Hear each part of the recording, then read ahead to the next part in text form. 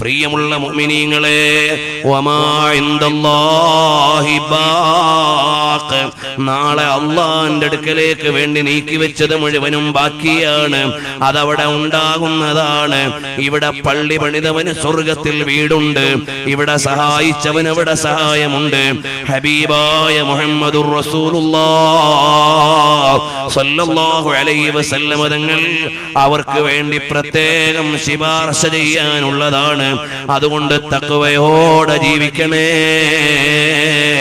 ഇനി എത്രയെത്ര സംഭാവന ചെയ്താലും സക്കാത്ത് കൊടുക്കാതെ സംഭാവന ചെയ്താൽ ആ സംഭാവന കൊണ്ട് സക്കാത്ത് വിടൂല. നമ്മുടെ നാട്ടിൽ ചില സമ്പന്നന്മാരുണ്ട്, അവരൊരുപാട് സഹായിക്കുന്നവരാണ്.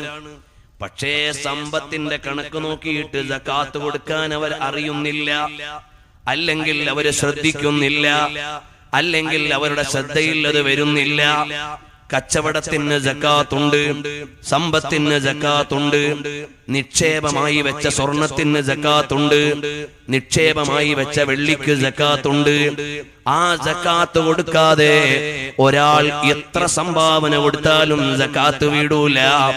ഉദാഹരണമായി പറഞ്ഞാൽ 85 ഗ്രാം സ്വർണത്തിന്റെ തുല്യമായ സ്വത്ത് ഒരാളുടെ ഉടമസ്ഥതയിൽ ഒരു കൊല്ലം തികഞ്ഞാൽ അയാൾ അതിന്റെ 2.5% സക്കാത്ത് കൊടുക്കണം. ആ സക്കാത്ത് കൊടുക്കാതെ വീണ്ടും അയാൾ ക്രയവിക്രയം നടത്തിയാൽ ഈ 2.5% അയാളുടെ വിഹിതമല്ല, അത് അയാളുടേതല്ലാത്ത വിഹിതം അയാളുടെ സ്വത്തിൽ കിടക്കുന്നതാണ്. ആ സ്വത്തിന് ഇയാൾ അധികാരിയല്ല, അവകാശിയല്ല. ഇത് അല്ലാഹുവിന്റെ ഖുർആൻ പഠിപ്പിച്ച നിയമമാണ്, എന്റെ വകയുള്ള നിയമമല്ല.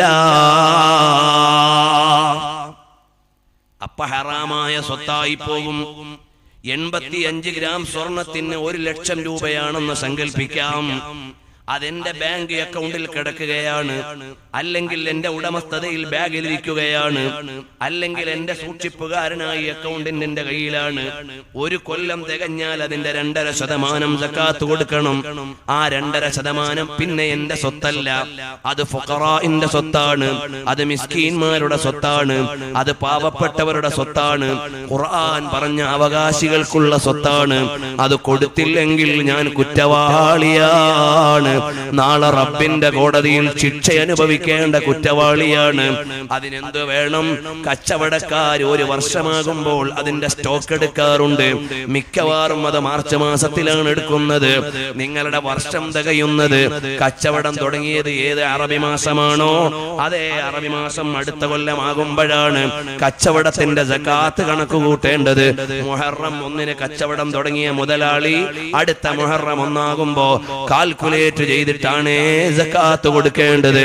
എന്നാൽ അവിടെ ഷോറൂമിൽ നിന്ന് ആളുകൾ ഡിസ്പ്ലേക്ക് കൊണ്ടുവച്ച സ്വത്തുകൾ അത് ഇയാളുടെ സ്വത്തല്ല, അത് കേവലം ഡിസ്പ്ലേക്കാണ്, വിറ്റില്ലെങ്കിൽ അത് റിട്ടേൺ ആണ്. എന്നാൽ അതിന്റെ വില നീ കൂട്ടേണ്ടതില്ല. വിശദമായി കച്ചവടത്തിന്റെ സക്കാത്ത് അറിയേണ്ടതുണ്ട്. അങ്ങനെയുള്ള കച്ചവടക്കാര് ആലിമീങ്ങളെ സമീപിച്ച് പഠിക്കണം, എന്നിട്ട് സക്കാത്ത് കൊടുക്കണം. ആ സക്കാത്ത് ആർക്ക് കൊടുക്കണം? അത് ഫുഖറാഇന് കൊടുക്കണം, അത് മിസ്കീന്മാർക്ക് കൊടുക്കണം, അത് കടം കൊണ്ട് വലഞ്ഞവർക്ക് കൊടുക്കണം. ഇസ്ലാം പറഞ്ഞ വിഭാഗമുണ്ട്, ആ വിഭാഗങ്ങളിൽ നിന്ന് ലഭ്യമായവർക്ക് നൽകണേ. നിങ്ങൾ കരുതി വെച്ചിട്ടുള്ള സ്വർണമുണ്ടെങ്കിൽ ആഭരണമായി ഉപയോഗിക്കുന്ന സ്വർണമല്ല, നിങ്ങൾ കരുതി വെച്ചിട്ടുള്ള നിക്ഷേപമായ സ്വർണമുണ്ടെങ്കിൽ ആ സ്വർണത്തിനും നിങ്ങൾ സക്കാത്ത് കൊടുക്കണം. അതുപോലെ നിങ്ങളുടെ കടകൾക്ക് നിങ്ങൾ അഡ്വാൻസ് കൊടുക്കാറുണ്ട്. 10 ലക്ഷം അഡ്വാൻസ് കൊടുത്തിട്ടാണ് ആറ്റിങ്ങലിലെ 4 ഷട്ടർ റൂം നിങ്ങൾ എടുത്തതെങ്കിൽ അത് തൽക്കാലം കടയുടെ മുതലാളിയുടെ കയ്യിലാണ്, പക്ഷേ അത് നിങ്ങളുടെ സ്വത്താണ്. ആ സ്വത്തിന് സക്കാത്ത് കൊടുക്കേണ്ടത് നിങ്ങളാണ്. പക്ഷേ ശരീഅത്തിൽ അതിനൊരു ചെറിയ വിട്ടുവീഴ്ചയുണ്ട്. അതിന്റെ സക്കാത്ത് നിങ്ങൾ കണക്ക് കൂട്ടിയിട്ട് തിരിച്ച് നിങ്ങളുടെ കയ്യിൽ കിട്ടുമ്പോൾ കൊടുത്താലും മതി. വർഷം തികയുമ്പോൾ കൊടുത്താൽ അതാണ് ഉത്തമം. ഇത് ഇസ്ലാമിന്റെ നിയമമാണ്.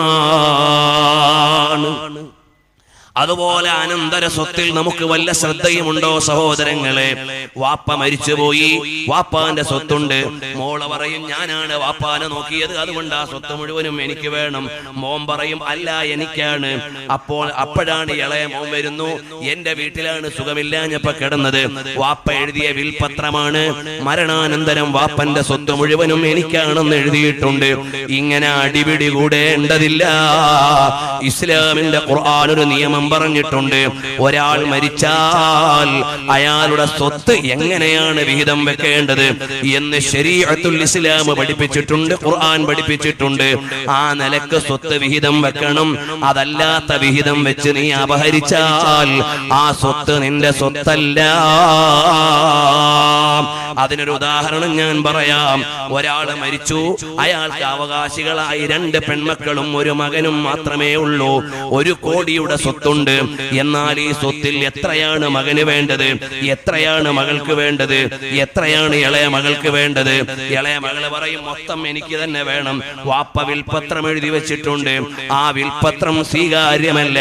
കാരണം ഒരാളുടെ 3/1 സ്വത്തിൽ വസിയ്യത്ത് എഴുതിയാൽ ആ വസിയ്യത്ത് നാഫിദാവുകയില്ല. മരണാനന്തരം അവകാശികൾ പൊരുത്തപ്പെടാതെ ആ വസിയ്യത്ത് സ്വീകാര്യമല്ല. എന്റെ വാപ്പന്റെ സ്വത്ത് 1 കോടിയുടെ സ്വത്തുണ്ടെന്ന് വെച്ചോ, ഞാൻ ഇളയ മകനാണ്, ഞാൻ നോക്കി, എന്റെ വാപ്പ എഴുതി വെച്ച് മോനെ മരിച്ചാൽ എല്ലാ സ്വത്തും നിനക്കാണ്. ഇതും കൊണ്ട് ഞാൻ ബാക്കിയുള്ള സഹോദരങ്ങളുടെ അടുത്ത് ചെന്നാൽ ശരീഅത്ത് പ്രകാരം അത് ന്യായമല്ല. എല്ലാ സഹോദരങ്ങളും അംഗീകരിച്ചു, എന്നാ മോനെ നീ എടുത്തോ, എന്നാ കുഴപ്പമില്ല.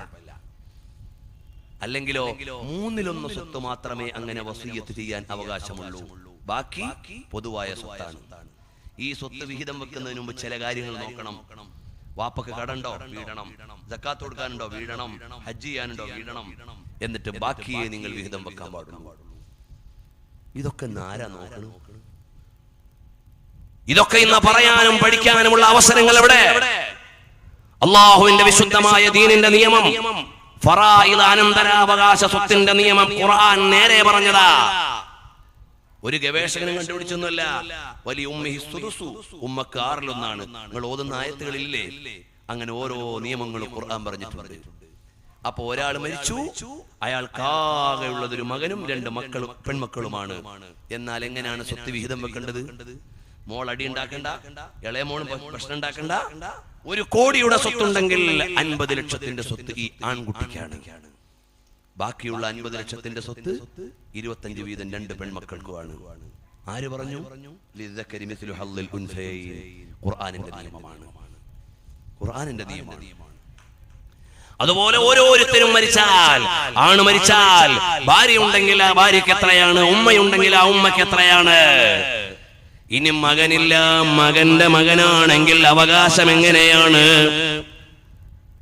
വാപ്പയില്ല, വാപ്പന്റെ വാപ്പയുണ്ടെങ്കിൽ അവകാശം എങ്ങനെയാണ്? ഇതെല്ലാം അല്ലാഹുവിന്റെ ശരീഅത്തുൽ ഇസ്ലാമിൽ നിയമമുണ്ട്. കുട്ടികൾ കിതാബ് ഓതി പഠിക്കുന്നത് ഈ നിയമമാണ്, ഫറായിദിന്റെ നിയമമാണ്. അതുകൊണ്ട് രക്ഷിതാക്കളെ, അങ്ങനെയൊക്കെ നമ്മൾ കൊടുക്കാതെ, അല്ലാഹ് നിഅമത്ത് കോടിക്കണക്കിന് കൊടുത്ത ആളുകളുണ്ട്, പക്ഷേ ചെലവഴിക്കാൻ മനസ്സില്ലാത്ത ദൗർഭാഗ്യവാന്മാർ. എന്തിനാണോ നീ അവിടത്തെ ഇവിടുത്തെ തോട്ടവും കൊട്ടാരവും ഒക്കെ കെട്ടിപ്പിടിച്ച് നടക്കണ്? മരിച്ചു കഴിഞ്ഞാൽ നിന്റെ കൂടെ ഇതൊന്നും വരാനില്ല. മക്കൾക്ക് മാന്യമായി ജീവിക്കാനുള്ളത് കൊടുത്തിട്ട് നാളത്തേക്ക് നിക്ഷേപിച്ചോ, അത് വലിയ ഭാഗ്യമാണ്.